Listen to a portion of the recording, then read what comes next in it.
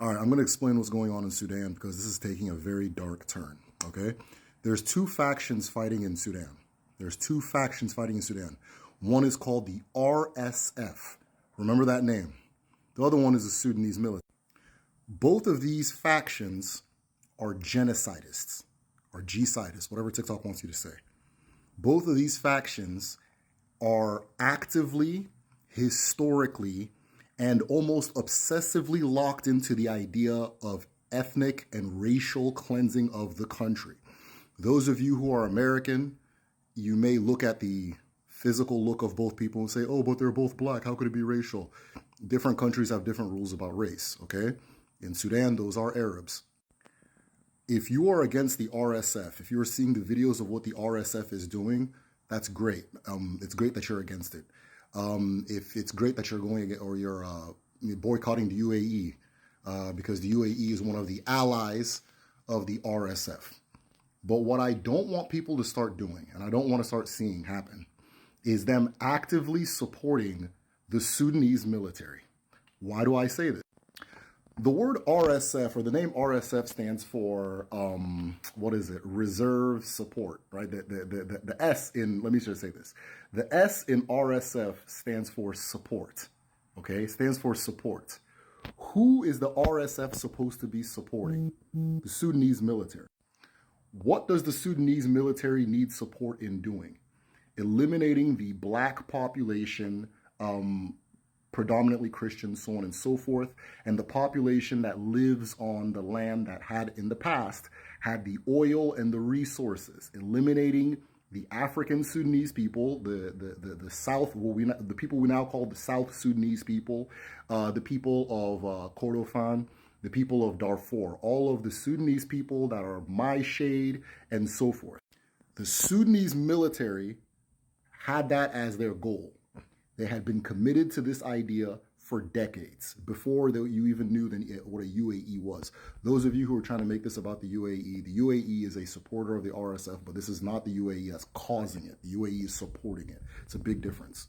So the Arab Sudanese military and Sudanese government was committing a wide-scale genocide on the black Sudanese people. In order to pull off a wide-scale genocide against the black Sudanese people in a very large country, and they're fighting back too, so you need support, they went and set up a support force. This support force was a conglomeration of Arab militias who have historically made their money from the slave trade, from selling black people, and from raiding and attacking black villages.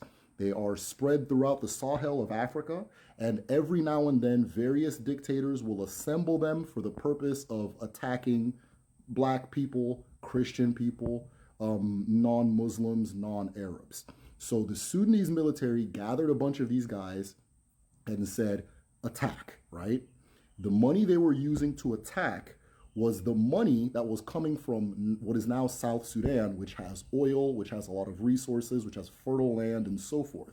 So they were taking South Sudan's money, buying up Arab militias, and sending those Arab militias to kill South Sudanese people. Well, the South Sudanese people fought back. They got the support of the United States, and George Clooney was a big part of it. And they got their independence, right? They fought back, they got the support of the US, they got the support of the UN, and they got their independence, and they formed the newest country in Africa called South Sudan. So the Sudanese military had this giant Arab, specifically Arab, militia that is specifically here to unalive black people and sell black people into slavery and take their land and sell their resources. And it didn't have the money to pay them anymore because the people it was robbing to unalive were gone. And so, South Sudan's military was so dedicated to this project of eliminating the black population, it was so dedicated to it, that it had actually put enough money into the RSF, the support force, for it to be able to challenge the actual military. That's how important this RSF was for their mission.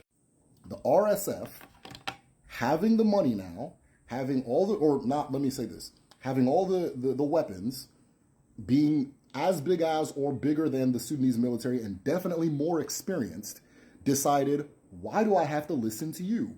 You can't even pay me anymore. And they started attacking the Sudanese military. As people became familiar with the atrocities that both sides regularly commit, right?